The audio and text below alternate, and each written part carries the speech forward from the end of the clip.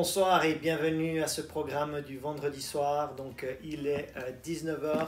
Ravi de vous retrouver. Vous êtes à la maison? Hello. Nous sommes à la maison. Nous sommes dans notre salon. Et vous savez quoi? Il faut le prendre comme une bonne nouvelle. Mais c'est notre dernier programme du vendredi soir. Donc Ouais. c'est une bonne nouvelle. Pourquoi c'est une bonne nouvelle? Parce qu'on va pouvoir vous revoir Oui. en chair et en os. Et en os. En os, oui. Noces, ça faisait les noces, Ah. les noces de l'agneau. Ouais. En chair et en os. Et donc vendredi prochain, enfin la semaine prochaine plus généralement, nous aurons l'occasion de nous revoir par le biais des live groups. Oui. Donc on va commencer les live groups en Zoom, donc encore délocalisé pour l'instant, mais on va relancer vraiment fortement les live groups. Il y a à peu près une dizaine d'animateurs qui sont en train de se préparer demain. Donc on va vraiment préparer ça pour que ce soit vraiment accessible et interactif encore plus avec vous. Parce que le but de ces études qu'on a fait au travers de ces mois maintenant, c'était vraiment pour vous donner envie, vous donner faim et soif. Maintenant, le mieux, c'est que quand vous pouvez actuellement échanger en direct avec des gens, avec d'autres chrétiens, avec d'autres disciples, et ça va vraiment être un temps super. Donc, connectez-vous et on vous informera dimanche pour tous les différents détails pour rejoindre un live group selon votre quartier. Et la bonne nouvelle, donc, c'est qu'hier, le Premier ministre a annoncé donc, la levée de l'interdiction statique sur les plages. Ouais. Donc, ce qui veut dire que les live groups pourront se réunir soit en ligne ou alors à l'extérieur, Ouais. mais pas à l'intérieur et pas dans les maisons. Donc, Mhm. ça, ce sera à vous de voir avec l'animateur correspondant. Mais vous pouvez aller sur la plage, vous pouvez aller dans l'herbe. Dans le parc, ouais. Donc, on va limiter à 10 personnes. Oui. Comme ça, on reste dans les normes légales. Mais ce soir, nous voulions encore faire une émission. Une dernière pour bien Une dernière, conclure. voilà, pour le fun. Donc ça va durer 30 minutes, c'est plus court, là, depuis 3 vendredis. Ouais. Et nous sommes en train de parler des disciplines spirituelles Mhm. qu'un disciple de Jésus est censé développer dans sa vie Ouais. pour devenir vraiment un disciple accompli. Donc dans le mot disciple, il y a discipline, Oui. d'accord? Donc on ne vient pas un disciple Malheureusement. de Jésus du jour au lendemain. Et donc pendant les 2 premières émissions, nous avions passé du temps dans 2 versets, Mhm. Jean chapitre 8, les versets 30 et 31. Qui disent, comme Jésus parlait ainsi, plusieurs crurent en lui. Et il dit aux Juifs qui avaient cru en lui, si vous demeurez dans ma parole, vous êtes vraiment mes disciples. Donc on avait vu ici qu'il y avait des Juifs qui commençaient à croire en Jésus. Ouais. Mais Jésus leur dit, vous croyez en moi, c'est bien. Mais maintenant, pour tous ceux qui croient en moi, vous devez demeurer. C'est-à-dire habiter dans ma parole. Et à ce moment-là, vous serez plus que des croyants en moi. Vous deviendrez mes disciples. Et vraiment Donc mes on disciples. avait vu à quel point la parole de Dieu et le fait de devenir disciple, c'est indissociable. On ne peut pas les séparer. Et du coup, on avait parlé donc de 2 disciplines spirituelles en lien avec la parole de Dieu. Donc dans la première émission et la deuxième émission de ce programme sur les disciplines d'un disciple de Jésus. Est-ce que tu pourrais nous rappeler ces 2 disciplines et après on va leur demander s'ils ont eu l'occasion de les pratiquer. Mhm. C'est ça le Donc but. la première discipline, c'est de lire la parole de Dieu. Mhm. Tellement important. Comme on a dit, lorsqu'on lit la parole de Dieu, on ouvre sa bouche. Et donc c'est vraiment très très important. Et la deuxième discipline, c'est de méditer la parole de Dieu. Et on avait parlé de ce que c'est que de méditer de manière biblique. Mhm. Et si cette première phase de déconfinement avait duré, on aurait pu continuer donc ces programmes du vendredi et on aurait pu encore étirer sur plusieurs semaines juste toutes les disciplines que l'on peut faire avec la parole de Dieu. Donc on a parlé de la lire, Ouais. on a parlé de la méditer, Oui. mais on aurait pu faire aussi une émission sur déclarer la parole de Dieu, Mhm. hein, qu'elle n'est seulement un point de notre bouche. Bouche. On aurait pu parler aussi de l'importance d'appliquer la parole de Dieu. Mhm. Donc au moins 4 grandes disciplines spirituelles à développer en lien avec la parole de Dieu. La lire, la méditer, la déclarer, l'appliquer. Amen. Waouh! Si déjà on fait ces 4-là, Mhm. on va commencer à être bien établi et on va être formé à être Ça. à la suite de Jésus. Donc maintenant on va rester dans l'évangile de Jean Mhm.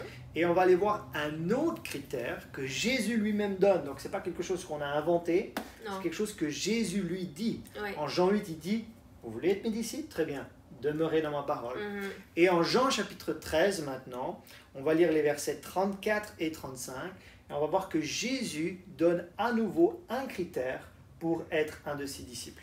Il dit, je vous donne un commandement nouveau. Aimez-vous les uns les autres, comme je vous ai aimé. Vous aussi, aimez-vous les uns les autres. À ceci, tous connaîtront que vous êtes mes disciples si vous avez de l'amour les uns pour les autres. Donc, il y a plusieurs choses là. Il faut s'arrêter sur plusieurs éléments. Ouais. Premièrement, Jésus dit, je vous donne un commandement nouveau. Donc, Jésus ne donne pas une recommandation, ne donne pas une suggestion, Ouais. il ne donne pas juste une idée, une option. Il nous dit, maintenant, je vais vous donner un commandement à vous, qui êtes mes disciples. Je vous commande d'aimer. Ouais. Moi, j'ai fait Et l'armée, fort, ouais. et je peux vous dire que quand on reçoit un commandement, c'est présent compris et on l'exécute. Mais qu'est-ce que ça veut dire qu'il nous commande d'aimer? Premièrement, cela veut dire qu'il est plus facile d'haïr que d'aimer. Et avec tout ce qui se passe aux États-Unis, là, c'est tellement triste. Les États-Unis, avec leurs vieux démons là, de racisme et de ségrégation, on voit des hommes de couleur en train d'être abattus. Enfin, c'est cette haine-là qui est en train de monter. Et on voit que dans la nature humaine, il est plus facile, elle a plus tendance à haïr, à critiquer, à médire, plutôt qu'à aimer. Raison pour laquelle Jésus, il veut que nous soyons d'une trempe différente.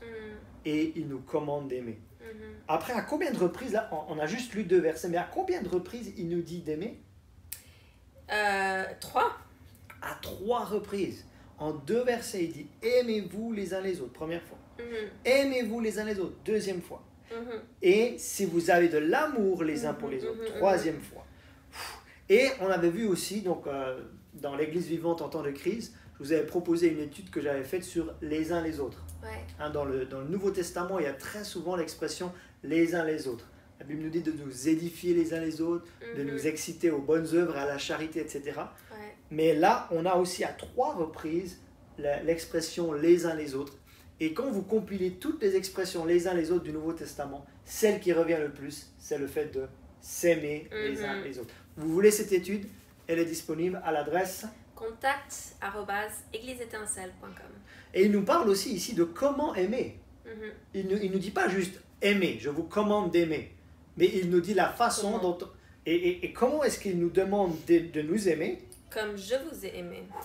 Il a donné sa vie pour nous. Donc là, on est tous en train de se dire, waouh, j'ai déjà du mal à aimer mon épouse comme Christ nous a aimés. Alors imaginons un instant d'aimer mon voisin avec qui de temps en temps j'ai des intercations, de l'aimer comme il nous a aimés, ou alors d'aimer des personnes qui sont plus difficiles. Il y a des personnes qui sont faciles à aimer, des personnes qui sont plus difficiles à aimer. Mais en réalité, Jésus nous donne ici un deuxième critère pour être son disciple. Ça sera à l'amour que nous serons reconnus comme des vrais disciples de Jésus. Et c'est vrai qu'avec tout ce qui se passe aux États-Unis, et je sais que ça ne se passe pas que aux États-Unis, ça se passe aussi en Europe et dans d'autres pays du monde, par rapport au racisme, on peut facilement rentrer dans des sentiments où on se dit mais c'est impossible pour moi d'aimer ces personnes-là. Parce qu'à cause de ce qu'ils m'ont fait, pour ceux qui ne savent pas, je suis à moitié américaine donc, et j'ai du sang indien-américain et tellement de choses ont été faites aux Indiens américains. J'ai aussi du côté de mon père du sang juif et une grande partie de cette famille juive a été tuée dans les camps de concentration. Elle était en Allemagne auparavant, donc ce serait tellement facile et par moments j'ai voulu prendre un peu cette colère. Je dis mais c'est une colère sainte parce qu'ils ont fait du tort. Mais la Bible nous commande d'aimer. Aimer ceux qui vous persécutent, d'aimer, et c'est tellement plus difficile, mais c'est la voie par excellence, comme on va voir tout à l'heure. Mais c'est tellement important de regarder au-delà et de ne pas tomber dans le piège de l'ennemi. Parce que je pense que c'est vraiment un piège de l'ennemi que de tomber dans la haine à cause de ce qui nous a été fait, ce qui a été fait à nos ancêtres, ou ce qui est fait même de nos jours, parce que les choses sont encore faites, mais que nous devons vraiment aimer, parce que c'est comme ça que le monde verra que nous sommes ses disciples. Et mais on voit, hein, puisque Jésus nous commande d'aimer, donc c'est plus facile à dire qu'à faire. Ah, complètement. Donc raison pour laquelle c'est plus facile à dire que c'est facile de devenir un disciple de Jésus, mais c'est plus difficile à faire, à réellement devenir un disciple de Jésus. Et ce que tu disais là, ça me fait penser à une citation de Martin Luther King qui dit, mais les ténèbres ne peuvent pas chasser les ténèbres. C'est la lumière qui chasse les ténèbres. Et la haine ne peut pas chasser la haine, seulement l'amour peut chasser la haine. Donc, c'est vrai que Donc c'est la discipline 3 là qu'on aimerait évoquer et je pense que c'est une belle façon de terminer. Ouais. C'est qu'on aimerait parler en plus de lire la parole, de la méditer ou de la déclarer ou de la mettre en pratique. On aimerait dire que selon Jésus, un disciple marche dans l'amour. Amen. Un disciple marche dans l'amour et on va voir que l'amour et cette marche dans l'amour, elle est plus importante que d'autres critères que nous aurions pu donner à un disciple de Jésus. Premier critère, est-ce que tu pourrais le donner? La marche dans l'amour est plus importante que la connaissance. Ah mais attends, mais moi je croyais qu'un disciple de Jésus, il était reconnu à sa connaissance de la Bible. Waouh, t'as vu là, un tel, il sait tellement de versets. Oh, puis cette femme-là, waouh, elle arrive à interpréter les Écritures. Tout ça c'est très bien. Mais on va voir que la marche dans l'amour, elle est plus importante que la connaissance. C'est pas parce qu'on est théologien qu'on est forcément disciple de Jésus. D'accord? On peut connaître beaucoup de choses, mais on va lire dans 1 Corinthiens chapitre 8, verset 1, que l'amour ou la marche dans l'amour, c'est plus important que la connaissance. Et après, j'ai une autre citation. Ouais. 1 Corinthiens 8, 1 dit « Pour ce qui concerne les viandes sacrifiées aux idoles, nous savons que nous avons tous la connaissance. La connaissance enfle, mais l'amour édifie. Et il y a des gens qui nous ont posé la question au tout début, c'est tous ces livres, c'est des livres chrétiens derrière nous. Et peut-être 80%, 85% sont des livres une bonne partie. chrétiens. Certains sont des romans ou l'éducation des enfants, etc. Mais il y a, je pense que c'est Maxwell qui disait ceci, peut-être c'est pas lui, John Maxwell. Il disait que les gens se moquent de ce que vous connaissez jusqu'à ce qu'ils sachent combien vous les aimez. Ouais, c'est lui qui a Et dit nous, ça. on peut connaître toutes ces super choses, toutes ces grandes théories, cette grande théologie, etc.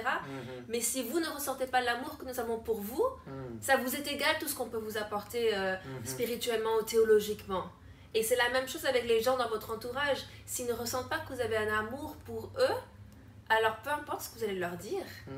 Ce qui est important c'est pour ça que c'est la vérité d'un proche blesse plus parfois, ou quand quelqu'un de proche, quelqu'un qu'on aime nous dit quelque chose, on le prend plus personnellement. Et c'est la même chose là. Si vous voulez vraiment toucher des gens, n'essayez pas de les toucher avec votre connaissance biblique ou théologique, voilà, mais touchez-les avec l'amour. Amen. Et ici, on a la connaissance enfle, mais l'amour édifie. Et une façon que j'aime pour interpréter ce verset, c'est dire que finalement, un disciple de Jésus, son cœur est plus grand que sa tête. Ouais, pardon. Parce qu'on peut avoir la grosse tête. Ouais. On peut choper le melon, comme on dit. Mais un disciple de Jésus, c'est son cœur qui est plus grand que sa tête. Et finalement, c'est quand la parole de Dieu, parce qu'on avait parlé de la lire, de la méditer, c'est quand la parole de Dieu, par la méditation, elle descend de la tête au cœur. Quand ce n'est plus un assentiment mental, mais c'est quelque chose que l'on vit, on vit la parole. À ce moment-là, on devient un disciple de Jésus. Tu avais un verset en plus ou? Non, c'est pour lire le prochain. Donc, la marche dans l'amour, elle est plus importante que la connaissance. Deuxièmement, la marche dans l'amour, elle est plus importante que la foi. Et ça aurait été peut-être, si je vous avais posé la question, mais à quoi reconnaît-on un disciple de Jésus? Certains peut-être auraient dit, ah ben c'est quelqu'un qui a beaucoup de foi. Mais on va voir une nouvelle fois que l'amour, c'est plus important que la foi. Est-ce que tu pourrais nous lire ce texte? Oui, Galates 5, verset 6. Il dit car en Jésus-Christ, ni la circoncision ni l'incirconcision n'a de valeur, mais la foi qui est agissante par l'amour. Donc, est-ce que la foi est importante? Oui. On ne peut pas être sauvé sans la foi. Or, sans la foi, il est impossible d'être agréable à Dieu. On ne peut pas être agréable à Dieu sans la foi. Nous sommes une église de la foi, nous aimons la foi, nous prêchons la foi, nous enseignons la foi. Le juste vivra par la foi. C'est marqué une fois dans l'Ancien Testament, 3 fois dans le Nouveau Testament. La foi est-elle importante? Oui. Mais la foi ne peut pas agir lorsqu'il n'y a pas le fondement de l'amour. Je vais répéter ça. La foi ne peut pas agir lorsqu'il y a le fondement dans l'amour. Et il n'y a pas le fondement dans l'amour. Quand il n'y a pas le fondement dans l'amour. Et il y a 2 obstacles principaux à la foi. Et le premier, c'est la manque de connaissance. Si je ne connais pas la volonté de Dieu, puisque la foi commence là où la volonté de Dieu est connue, si je ne connais pas la volonté de Dieu, c'est difficile d'opérer par la foi. D'accord? Donc ça, on trouve par exemple dans Osée 4.6 qui nous parle d'un manque de connaissance, mais pas seulement du manque de connaissance, de la rejeter ou de l'oublier, mais il y a un autre texte qui nous dit qu'il y a autre chose qui entrave notre foi, c'est le manque de pardon. Est-ce que tu peux aller dans Marc 11.25 et en Marc 11, 23, 24, c'est la prière de la foi. C'est là où Jésus enseigne sur la foi. Mais après avoir enseigné sur la foi, directement, il va lier la foi avec l'importance de pardonner. Et en Marc 11, 25, il est écrit, après avoir enseigné sur la foi, le prochain verset. Il dit, lorsque vous êtes debout, faisant votre prière, si vous avez quelque chose contre quelqu'un, pardonnez, afin que votre Père qui est dans les cieux vous pardonne aussi vos offenses. Nous croyons que c'est la volonté de Dieu de nous guérir. Amen. Et la semaine dernière, j'ai écouté une femme de Dieu qui s'appelle Heidi Baker. Elle a dit qu'elle a vu beaucoup de personnes guéries une fois que ces gens ont décidé de pardonner. Ouais. Donc c'est comme si le pardon relâche notre foi. Et on peut connaître des choses avec la tête, mais à nouveau, si la tête est bien remplie et le corps et le cœur n'est pas bon, ça va entraver notre foi. Ouais. Et raison pour laquelle Jésus nous dit, c'est pas à votre foi que vous serez reconnus comme mes disciples, c'est à votre amour. Donc, et une fois, j'ai vu quelqu'un qui était en train, littéralement, je priais pour une personne, je voyais qu'elle était censée recevoir, mais elle ne pouvait pas recevoir. Je lui dis, mais est-ce qu'il y a un manque de pardon dans votre vie? Et elle m'a dit, j'arriverai jamais à pardonner. Et elle a été privée d'une bénédiction de Dieu à cause de ça. Donc, à nouveau, la marche dans l'amour, elle est plus importante que la connaissance, et elle est plus importante que la foi. Ouais. Troisièmement, la marche dans l'amour est plus importante, tenez-vous bien, que les dons spirituels. oh là là, non mais moi je croyais qu'un disciple de Jésus il était reconnu à sa foi, qu'un disciple de Jésus il était reconnu à sa connaissance, qu'un disciple de Jésus, waouh, il coule dans les dons spirituels. Alors là, waouh, ça doit être quelqu'un qui est vraiment à la suite du Seigneur. Pourtant Jésus dira, vous avez fait ci en mon nom, vous avez fait des signes, des prodiges, des miracles, vous avez prophétisé en mon nom, je ne vous ai pas connu. Donc ce n'est pas un critère finalement de couler dans les dons de l'esprit. Et j'aime bien cette citation de Christopher Alam qui dit que les dons identifient le message, mais ce sont les fruits qui identifient le messager. Et c'est ce dont on parle ici.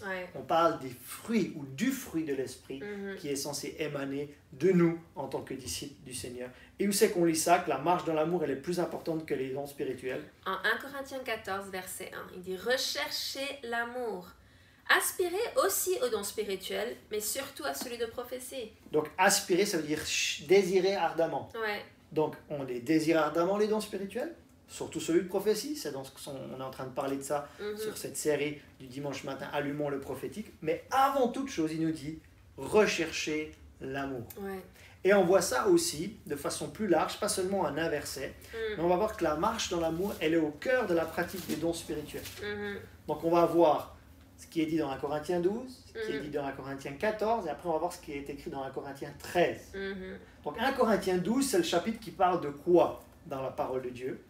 Ça parle des dons spirituels. Donc vous lisez 1 Corinthiens chapitre 12, il y a d'abord les 9 dons spirituels qui sont écrits. Après il y a Paul qui utilise un corps humain pour faire une grande image de l'Église. Et il conclut en disant 1 Corinthiens 12, je vais encore vous montrer une voie par excellence. Et ça c'est la voie de l'amour. Maintenant, en 1 Corinthiens 14, avant de parler de 1 Corinthiens 13, ça parle aussi de dons spirituels. Et en particulier de quels dons spirituels? Des dons d'inspiration. Des dons d'inspiration, des dons vocaux, des dons de communication. Donc ce sont les langues, la diversité des langues, l'interprétation des langues, la prophétie. Vous trouvez ça beaucoup dans... on parle aussi de prière langue en ce moment, le mardi soir. Donc on trouve ça dans 1 Corinthiens chapitre 14. Et entre les deux, j'appelle ça un petit peu... la viande dans le sandwich, d'accord? Donc 1 Corinthiens 12, ça c'est un premier pain. Ensuite on a 1 Corinthiens 14, ça c'est le deuxième pain. Mais au milieu, il y a 1 Corinthiens 13 qui tient tous les dons spirituels ensemble. Et 1 Corinthiens 13, si vous avez assisté à un mariage ou si vous êtes déjà marié, peut-être que 1 Corinthiens 13, versets 4 à 8 a été lu. Mais 1 Corinthiens 13, c'est le grand chapitre sur l'amour. Et qu'a dit 1 Corinthiens 13, verset 2? Il dit, et quand j'aurai le don de prophétie, la science de tous les mystères et toute la connaissance, quand j'aurai même toute la foi, je vais transporter les montagnes. Si je n'ai pas l'amour, je ne suis rien. Waouh! Donc Jésus nous dit, nous vous reconnaîtrons comme mes disciples à l'amour que vous avez les uns pour les autres. Paul dit, tu peux avoir les dons spirituels, le don de prophétie qui est mentionné ici. Tu peux avoir les mystères et toute la connaissance. Tu peux même avoir la foi jusqu'à transporter les montagnes. Mais si tu n'as pas les bons mobiles et le bon fondement de l'amour, il dit, je ne suis rien. Waouh! Donc en réalité, l'amour, c'est la base. Ouais. Et la foi se construit sur l'amour. Amen. La connaissance se construit sur l'amour. Mhm. Les dons spirituels se construisent sur l'amour. Yo, on va vous poser une question maintenant. Question profonde. Avant ce programme-là, Mhm. comment, si je vous avais posé la question, mais à quoi définis-tu un disciple de Jésus? Mhm. Qu'est-ce que tu aurais répondu? Et vous pouvez mettre dans les commentaires ce que vous aurez répondu avant cette étude. Ouais. Honnêtement, Ouais. si on vous avait posé la question au tout début de programme, à quoi reconnaît-on un disciple de Jésus? Mhm. Donne-moi un critère. C'est qui un Mhm. disciple de Jésus? À Ouais. quoi on le reconnaît? Mhm. Est-ce que vous auriez dit quoi? Peut-être vous auriez dit, ah, il a beaucoup de foi. Mhm. Vous auriez dit, peut-être, il a beaucoup de connaissances. Vous auriez dit, oh, il a les dons spirituels. Mhm. Mais en réalité, la bonne réponse, Mhm. ou une des bonnes réponses, c'est l'amour. Ouais. Ok? Donc, il faut qu'on rende ça un petit peu plus pratique maintenant. Plus terre à terre. Un petit peu plus terre à terre. Ouais. Pose-leur une autre question. Alors la question, qui n'est pas censée fâcher, mais qui est censée nous aider à nous remettre en question. Plutôt nous évaluer. Où en sommes-nous, Où en sommes-nous? Donc, nous y compris, nous d'accord? y compris, avec les traits de caractère suivants. Mhm. Irritabilité. Ouf. Après un confinement, peut-être qu'on est tous un peu plus irritables. Médisance. Médisance. Donc, est-ce que tout le monde comprend bien le mot médisance? De dire du mal d'autrui et surtout pas en leur présence. Hmm. Et j'avais fait tout un message par rapport à comment on agit, comment on parle des gens avant le confinement. Je me dis, ah, peut-être c'était la bonne série à faire avant qu'on commence les communautés de disciples et tout ça. On n'était pas au courant que ça allait se dérouler comme ça, mais c'était en début mars. Début mars, j'ai fait ça. C'est dans le podcast, si jamais. La colère, l'offense, le manque de pardon. Et ceci qui est peut-être plus subtil, ne pas tenir sa parole. Donc, où en sommes-nous? Ouais. Sommes-nous facilement irritables? Sommes-nous médisants? Colériques ou coléreux? Souvent dans l'offense? À quelle rapidité arrivons-nous à pardonner quelqu'un qui nous a fait du mal? Elle est plus rapide que moi. À quelle rapidité arrivons-nous à pardonner à quelqu'un qui nous a... Parce que des gens vont nous faire du mal. Mais oui, ça arrive. On Même est dans un couple, ça se on passe. est dans le monde. Allô? Ouais. On n'est pas de ce monde, mais on est dedans. Ouais. Donc les gens vont nous... Donc la question, c'est pas est-ce que les gens vont me faire du tort ou pas? Ils vont nous faire du tort. Mais la réponse est avec quelle rapidité arriverons-nous à leur pardonner? Ça, c'est la marque d'un disciple de Jésus. Non seulement de pardonner, mais de le faire rapidement. D'accord? Ou alors, si nous avons fait du tort à quelqu'un, sommes-nous capables de faire le premier pas et d'aller leur demander pardon? Ouais. Et ne pas tenir sa parole. Ben, la parole de Dieu, elle est puissante parce qu'il se tient derrière. Et il s'assure qu'elle s'accomplisse. Mais dans notre vie, lorsque l'on dit quelque chose, arrivons-nous à tenir parole? Et une chose qui semble peut-être toute simple ou pas essentielle à certains, mais même être à l'heure. Si on dit à quelqu'un qu'on va être quelque part à l'heure. Ouais, c'est des choses bêtes. C'est des choses, moi des fois, ben, je calcule pas assez de temps de trajet, ou je calcule pas assez de temps de préparer les enfants. Mais depuis le confinement, quand j'ai dû aller, j'ai des rendez-vous, j'ai été super ponctuelle en fait. Et je me suis un peu surprise, je me suis dit, ah mais en fait je suis capable d'arriver à l'heure. Et c'est une petite chose peut-être pour certains, mais pour d'autres, dans certaines cultures, c'est très impoli d'arriver en retard. Pour les Anglais, si tu es là 5 minutes avant, tu es en retard déjà. Donc, mais c'est important de pouvoir s'évaluer soi-même et de ressortir de ce confinement ayant grandi, je pense. Et on peut tous grandir dans notre marche de l'amour. Moi, je dis souvent qu'un leader à l'heure est un leader en retard. Vous ne pouvez pas diriger quelque chose et être à l'heure. Vous devez être en avance. Ouais. Vous devez un petit peu être là, en train d'être préparé, d'accueillir les gens, bref. Ouais. Donc, c'est la vraie marque d'un disciple de Jésus. Est-ce que tu pourrais nous lire ça? Consiste à avoir Christ, son caractère, ses fruits, pleinement formés en nous. Et j'aime tellement ce texte dans Galates 4, 19. Mes enfants, pour qui j'éprouve de nouveau les douleurs de l'enfantement, jusqu'à ce que Christ soit formé en vous. Ça, c'est la marque d'un disciple de Jésus. Ouais. Amen. Waouh!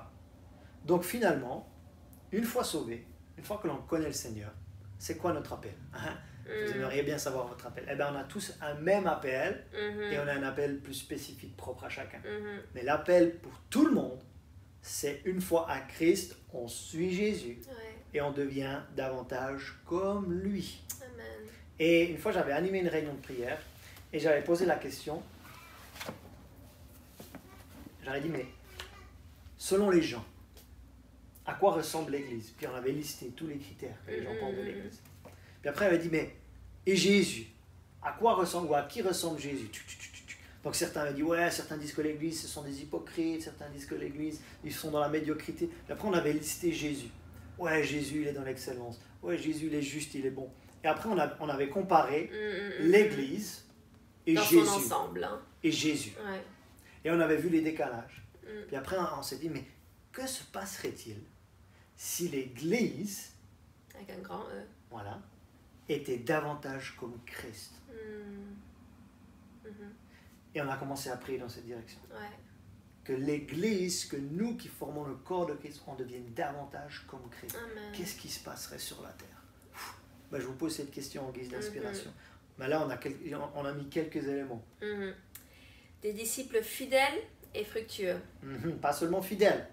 Fidèles et fructueux. Si on avait eu encore une autre semaine pour ce programme, on aurait pu aller en Jean 15, verset 8, où Jésus dit que lorsqu'on porte beaucoup de fruits, c'est ainsi que mon Père sera glorifié et que vous serez vraiment mes disciples.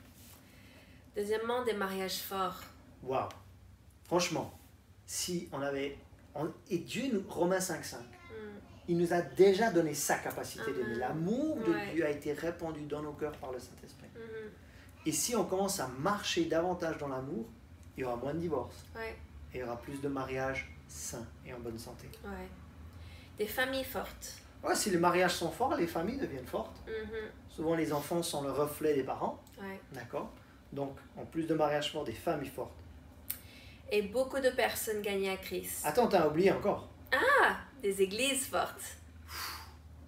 Mais le nombre d'églises qui partent dans la division, qui partent dans les disputes, qui partent dans les désaccords, comme quand Paul il écrit aux Corinthiens chapitre 3, je ne peux pas encore vous parler comme à des hommes spirituels. Non, vous êtes encore dans vos gamineries, dans vos chamailleries. Mais si chaque chrétien ou personne qui se dit chrétien ou chrétienne commence à devenir un disciple de Jésus avec la marque de l'amour ou de marcher dans l'amour, et il n'y aurait plus d'église divisée. On serait unis dans l'harmonie avec la bénédiction de Dieu. Amen. Et en plus, non seulement ce serait une bénédiction pour nous, pour nos couples, nos familles, nos églises, mais ce serait une bénédiction pour ceux qui ne connaissent pas encore Jésus. Pourquoi? Parce que Jésus, il a dit en Jean 13, verset 30, à l'amour que vous avez les uns pour les autres, que les autres vont vous reconnaître comme mes disciples. Et en fait, quand on marche dans l'amour, non seulement ça va être une bénédiction pour l'Église du Seigneur Jésus-Christ, mais ça va attirer d'autres personnes à l'Évangile.